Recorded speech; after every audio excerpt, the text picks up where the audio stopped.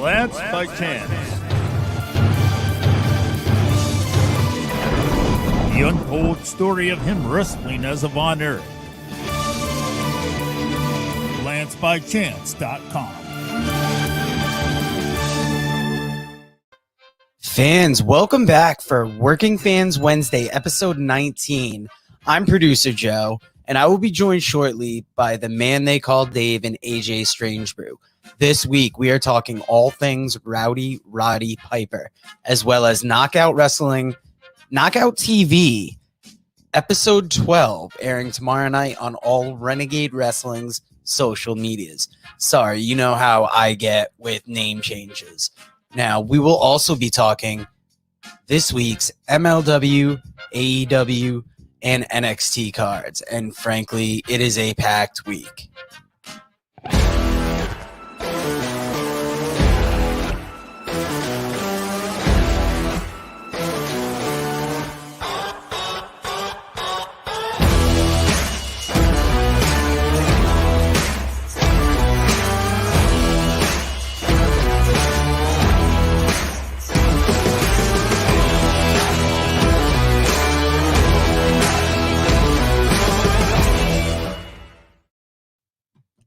Now, if you want to find us on our social medias, on Twitter and on Twitch, we are at Fans Working.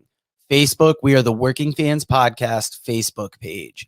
Our email is workingfanswrestlingpod@gmail.com. Instagram, workingfanswrestling_pod. YouTube, youtube.com/c/workingfanswrestlingpodcast. Or wrestling pod, sorry.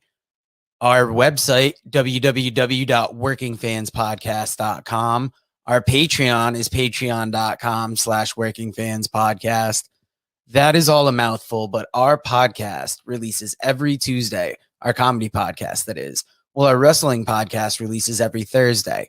We're available on Apple Podcasts, Google Podcasts, Spotify, any major podcast provider. The important thing, though, is always to remember to rate, review, subscribe, like wherever you can. Now, you know we are brought to you by a variety of sponsors. First up being 482 Designs. That is FOUR82 Designs@gmail.com. We had some shirts and stickers printed up. Go message Kevin over there and he'll get you set up with your screen printing needs. Now, JD Sloan, friend of the show, is part of WrestleTopia. They are at WrestleTopia on Facebook and at WrestleTopia on Twitter. Go check them out. Lance by Chance. You saw the commercial at the top of the show. Friend of the show, author Vinnie Berry wrote a book with Lance Vaughn about how Kevin Vaughn became Lance Von Erich and then Lance Vaughn after that. You get to hear about his life before wrestling, how he got into the business, his time in the business, and then his wild life outside. This is a book wrestling fans and non-wrestling fans alike will enjoy. Now, last but not least, we are brought to you by The Buzz. They are our podcast home, our podcast family, if you will. Let me play you a quick commercial showing you all the audio podcasts that they offer.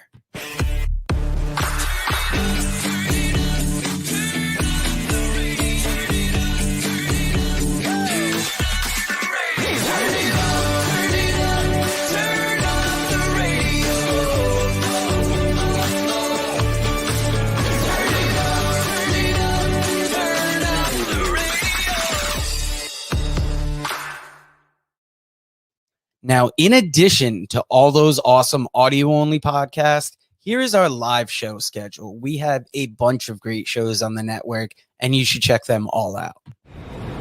War. Tell them that's what we ready for. War. Tell them that's what we ready for. War. Bringing that to competitors. Till we see the confetti fall, be ready for war. Tell them that's what we ready for. War. Tell them that's what we ready for. War. Bringing that to competitors. Till we see the confetti fall, be ready for war. Tell them I'm ready, any opponent. The crown heavy and every minute is chosen.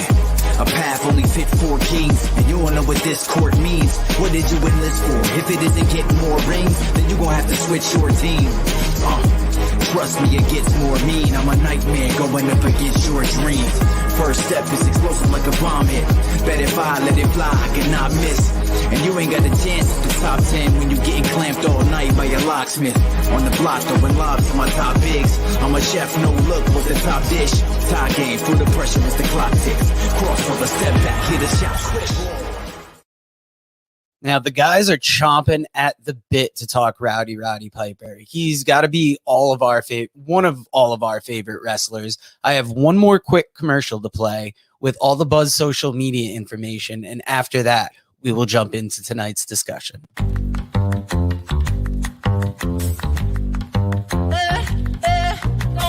Get the Lambo car, house in the hills with the stars. Told you I'd raise the bar, told you that I go far.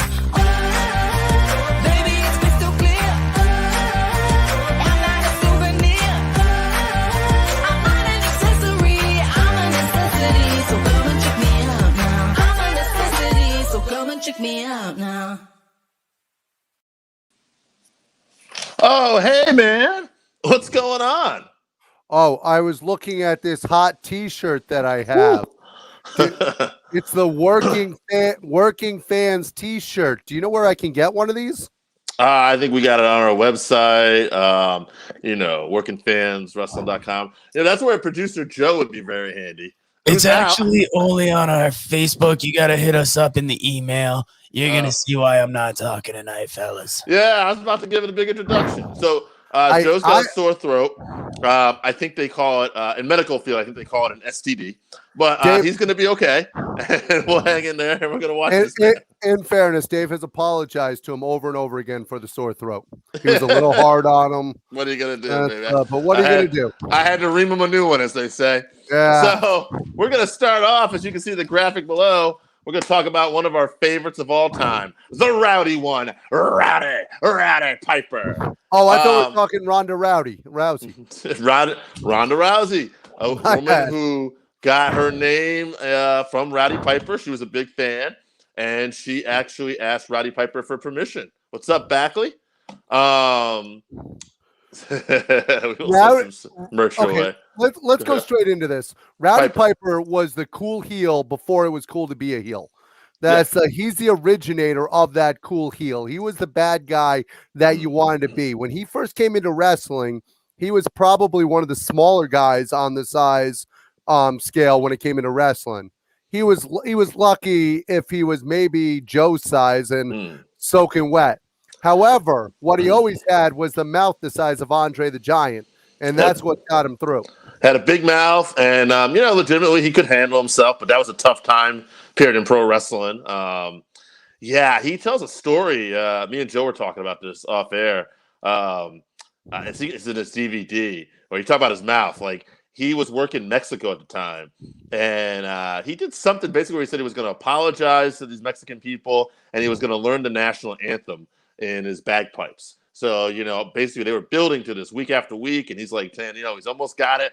And then they get on there, and right in front of the crowd, he just starts playing the bagpipes. La cucaracha. The freaking chairs come flying out. The whole show never starts. And it was just like, that's a crazy time period in wrestling. I mean, one of my first early memories of Roddy Piper and earliest memories of wrestling that hooked me was Piper cracking that coconut over Jimmy Snuka's head. That story that you're actually talking about, I believe, is from the San Francisco era when he was wrestling for Roy Shire, and they were actually working an angle with the elder of the Guerrero brothers. I believe it was Mondo and Hector that he would have been working out, and then maybe Chavo also Senior. And they were working that angle, and when he came out with those bagpipes and started playing La Cucaracha, they literally had to get him out of that building with a police escort. They wanted to absolutely kill him. And like Backley said down there, Jay White actually does remind me of a modern Rowdy Piper because he does not care about what the heat is that he actually gets. He just goes for it. And that's what you have to do. Brian Pillman Sr., before he passed away, was on that same trend. Oh, absolutely. Roddy Piper was just a guy, back in the old days especially. What's up, Matt Lang? That he just was fearless. He was a fearless heel, and he was not afraid to get heat. and he was not afraid to incite the crowd. I remember there was that thing where he kicked Cyndi Lauper. Like they had a thing where Cyndi Lauper tried to grab him, and that led to the whole rock and wrestling, like basically craziness because Roddy Piper was like the anti-rock and wrestling. Can you imagine if somebody ran an angle today where a mainstream star like your Beyonce or your Cardi B or somebody like kicked that in the face by a dude? Got kicked in the face by, say, maybe Randy Orton or something like that. Can you imagine what that would do? No, you might get fucking canceled today. I don't know if you could do that stuff right now, but back then you could. It was nuts. Yeah, I mean, like, and the saying kind of goes, like, I don't know if Hulk Hogan would be as big a star. Not saying he was going to be a big star, but I think Roddy Piper helped elevate him because he was such a hot heel that people wanted to see Hogan, get the best around him. There were two heels, and one of them is forgotten, unfortunately, because he got canceled by the WWE. Dr. Death, David Schultz. Exactly. Yeah. But him and Rowdy Piper were those two heels that were very similar in how they acted. And both of them did a great job of getting over Hogan. I mean, obviously, Hogan coming out and being the American hero versus the Iron Sheik got him over big. But Iron Sheik wasn't going to be a protagonist for long because Iron Sheik's promos were unfortunately more comical than they were actually cutting. Whereas when you had Rowdy Piper with the stuff that he had, nice, with the stuff that he actually did with not only Hulk Hogan, but with Rowdy Piper, how many of us can still remember sitting there and this is going to show our age a little bit, can remember when he actually hit the coconut on Jimmy Snuka's head and the reaction that we had as fans and the concern that we had for our hero, who now is not considered a hero, Jimmy Snuka. Yeah, it's wild. I mean, and if you go back and you look at older footage too, like Piper had a great run in Mid-Atlantic Wrestling right before WWE got him. This was like some of the best promos you would see as a heel and a face. Piper was really coming into his own. And I would say, as historians of him know, probably his first big break was probably in Oregon from Don Owens, who Piper was always super loyal to and would come back and do shows for. Piper moved his family out there. Well, let's talk about Don Owens for a second here. The people, and this might bore people a little bit, but people today don't remember the territories as much as we do. Back in the day, there were some territories that were known for really taking care of their wrestlers. One was Houston, and one was with Vince Paul McMahon Bosh. Sr. Vince Sr. would take care of. Yeah, it was. and then Don Owens was the other one. So Don Owens was, yeah. But Don Owens was known for paying well, and he was known for putting up the wrestlers and taking care of them. Rowdy Piper got his start there. Pat Patterson got his start there before moving on to San Francisco. I want to clarify something what I just said here. Vince McMahon Sr., Vern Gagne, we'll throw in Bill Watson there. It wasn't they weren't known for necessarily not paying. It was there could have been issues that would have happened. With Paul Bosh and Don Owens, no matter what, everybody seemed to speak very highly of these two. They were always seemed to be paid very well. Yeah, absolutely. And another big thing was, and good point, Randy Osgood. Yeah, I mean, I think MJF's a student of the game. Despite his age, he goes back and studies that old stuff, which is very apparent. And, I definitely see a lot of Piper in Well, MJF. everything Randy Osgood says is usually pretty sharp, except for that Get Better Joe. Yeah. Let's talk about, like, some of his best matches. To me, it's kind of funny because Piper's work rate wasn't necessarily like something you remember him for, but like to me, it was always the promos. But I would have to say some of my favorite matches with Piper. I think underrated his Bret Hart match at WrestleMania 8, where he had the Intercontinental title. It wasn't the Mountie. I'm sorry. It was great that he won the belt finally. And I mean, like that parking lot brawl he had with Goldust. I think people still talk about that. It wasn't a technical match or anything, but it was just crazy. Well, to me, the best technical match that I ever saw was obviously his Intercontinental match with Bret. Yeah. And Bret Hart, obviously, great technical wrestler. Yeah. I mean, boring as the day is long, but still great. That's some of the best matches of all time. He even carried that Ric Flair to some good matches. Actually, Ric Flair considers his world title loss to Bret one of his worst matches ever. And you know what's funny? Bret considers Ric Flair. So anyway, we're going to go back and forth. That's neither here nor there. Yeah. but the funny thing is the two matches, That's one right of the back. matches that I like the best from Rowdy Piper has nothing to do with technical wrestling whatsoever. To me, one of the matches that got me interested in pro wrestling in the beginning was in 1983 when he actually fought Greg Valentine in the dog collar match. Yes. When I saw that match, that was one of the things that caught my interest because you could watch other matches on that card and be like, but you watched that match and you were concerned that people legitimately got hurt. Yeah, I also loved his match with Adrian Adonis at WrestleMania 3. Thought he was going to retire at that point, but that would turn out that was a ruse. Horrible match.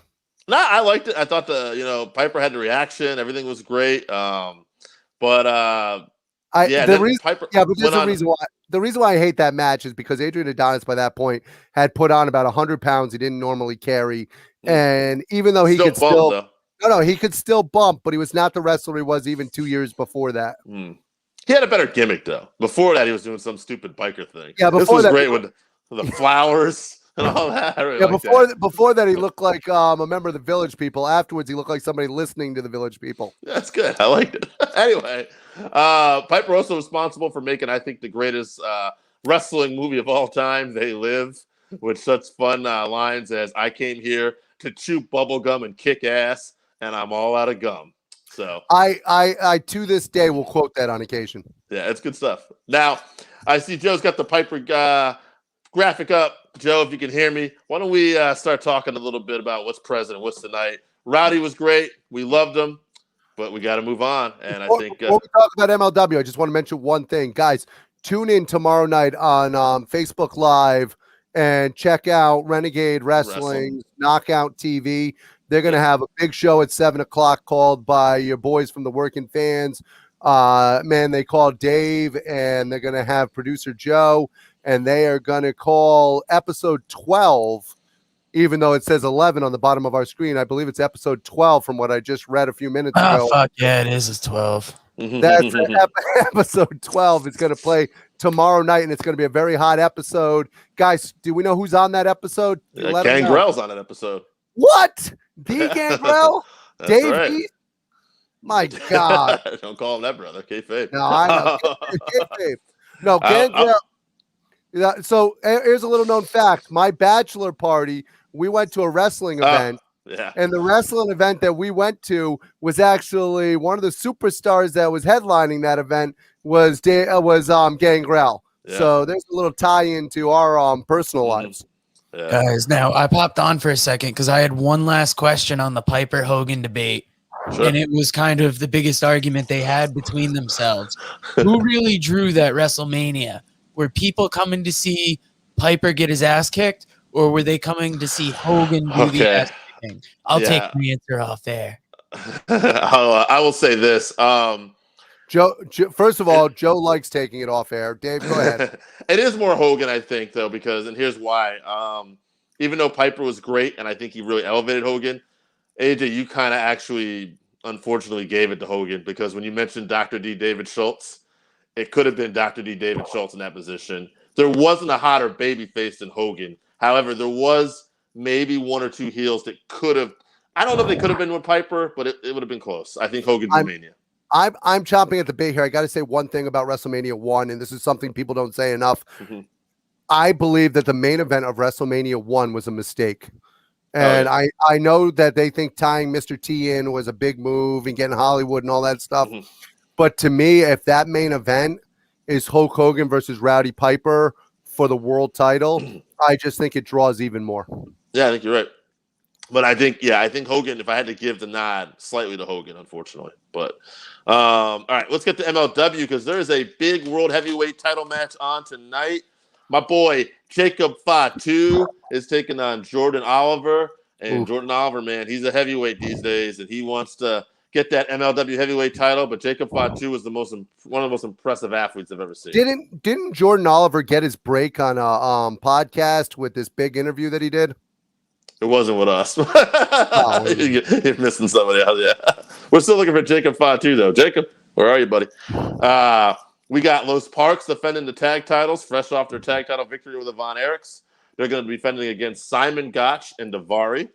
Also, Calvin Tankman fresh off of Bloodsport. He's back Yeah. against Triple A's Laredo Kid, and Bukaldao is going to speak out against T.J. Perkins. So very stacked show tonight. Yep, Randy, that the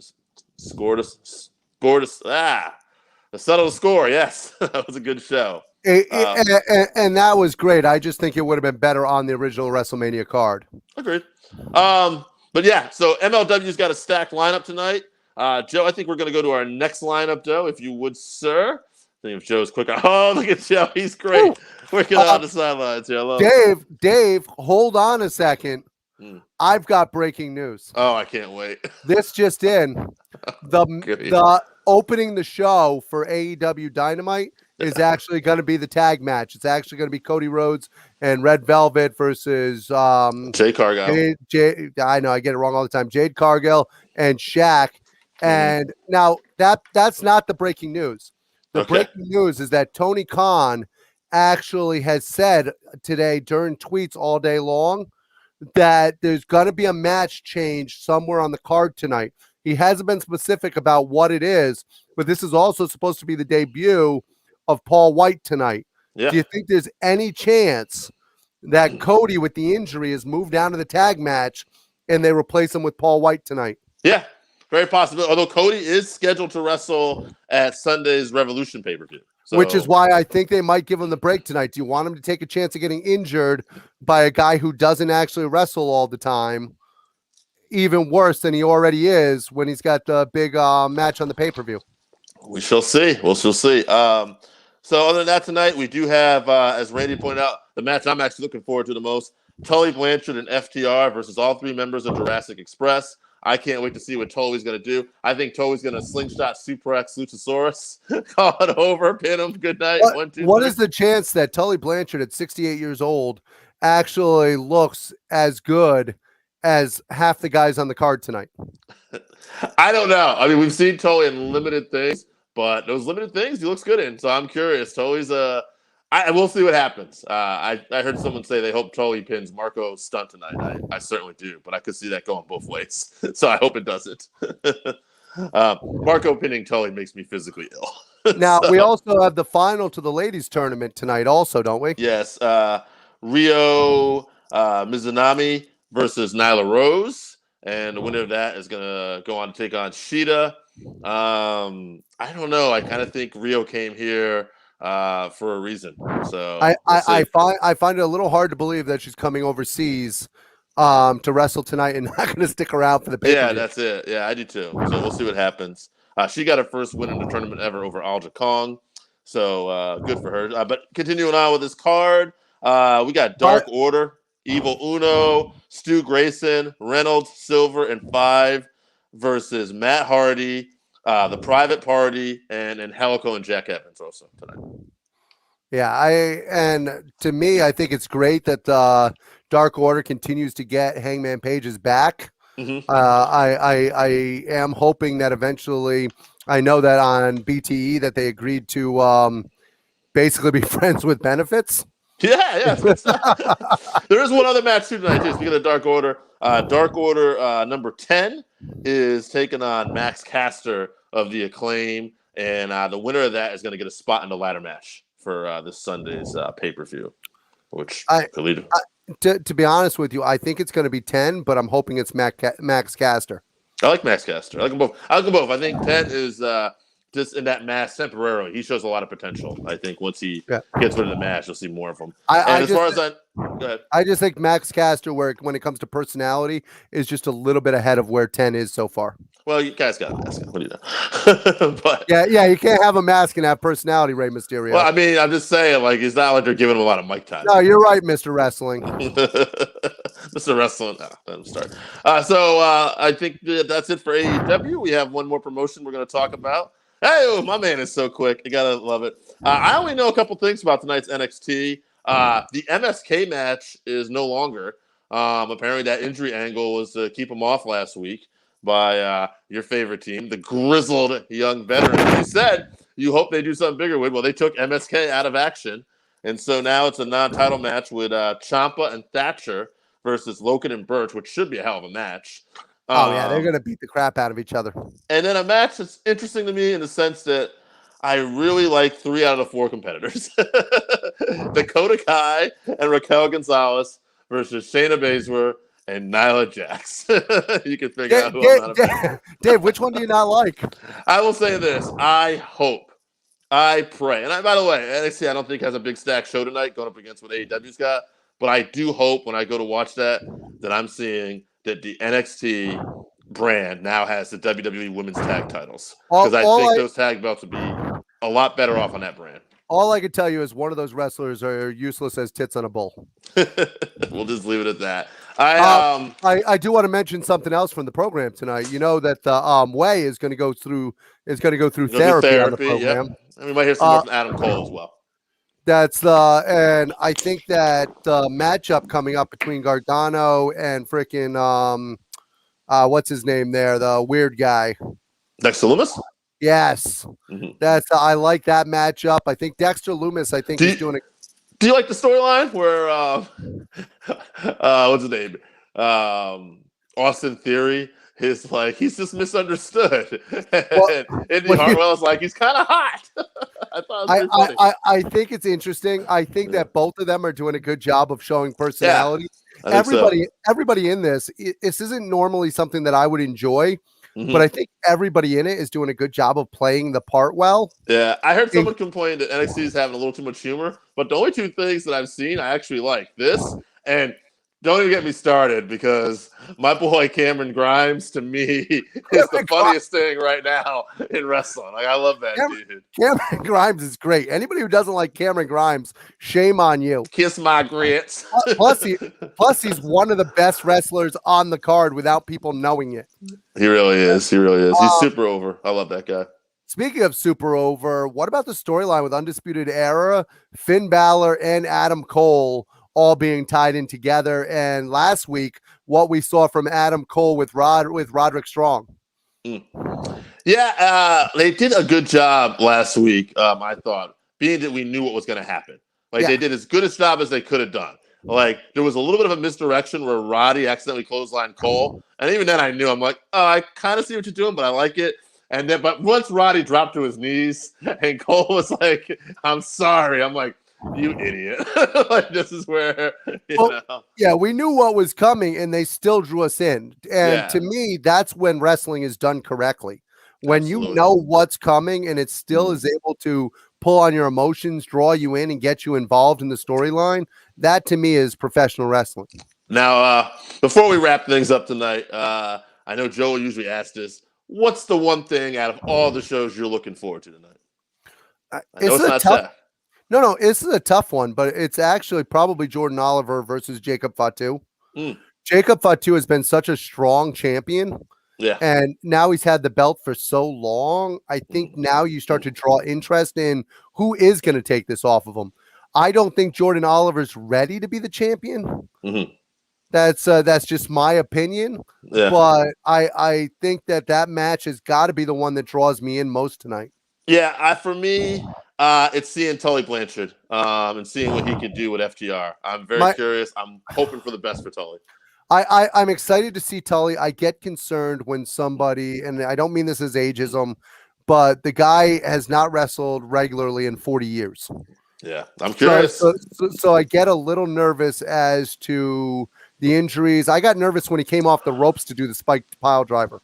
And I know I brought Joe out of this thing real early because we're about ready to. I do want to wind this thing down. I do want to add one more thing, guys. I'll leave this up to you, AJ, because Joe, I know your voice is hurting. NXT pretty heavily rumored to be moving to Tuesdays. What do you feel as your schedule? Do you like that? Do you not like that? What are you saying on that? I like it personally. I like it because I think that both ratings go up. I like it because it works out for me. Tuesday's actually a better night for me to watch wrestling too. So, but the problem is that does it look like NXT's running away from AEW? I'm sure it does to people, and who cares? You know, at the end of the day, like I'm sure maybe Vince does, but here's the thing: we've seen other promotions, like we saw TNA Impact go head to head and go to Mondays and then run away from Monday. Sure. Is it a little weird to see the WWE being the one who's switching off of a channel? Yeah, but if you know the whole story, I mean, NBC closed down NBC Sports, and a lot of stuff, especially hockey, is the big thing that's rumored to moved to Wednesdays, and that's actually will be interesting because hockey gets better ratings than all these shows. So hopefully, Archie knows. Wait a minute. Hockey gets better ratings than these shows? I actually just heard about tonight. Hockey averages about 1 million on average. This is what I picked from Wrestling Observer. So if they're wrong, fuck them. And then they did like, and you might know this, AJ, something like the Winter Classics. Yeah. That got a 1.9.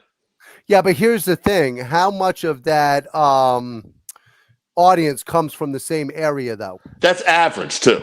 That's an average national. So I don't know those average, but those are average. Those average ratings are winning. And I think it's 4 people in Toronto with 1 million TVs. I can already tell I was a little biased with this, but hey, whatever. I'm not a hockey fan. I like wrestling. Sorry, Archie. I think that's gonna do it for tonight. Good show. Joe? I was jumping in because I'm actually interested in seeing the Shaq match. So much has been made of it. I just want to see what he brings to the ring. It's a spectacle. Clearly, you're sick. Let's just sign off on that. I think what we've seen here is Joe's on a lot of medication. Yes. Hockey buys their views. You're damn right, Chuck Winchester. Hockey is life between the pipes. We have listen to that. Wow. All right. All right, guys. We haven't been talking. Wait, I do want to say one thing. I am a St. Louis Blues fan. I actually do like hockey. It's not that I don't like hockey. I just love pro wrestling. All right. Kiss ass a little more. Let's get out of here. All right, guys. Have a good night. Later, guys. Let me hit that end.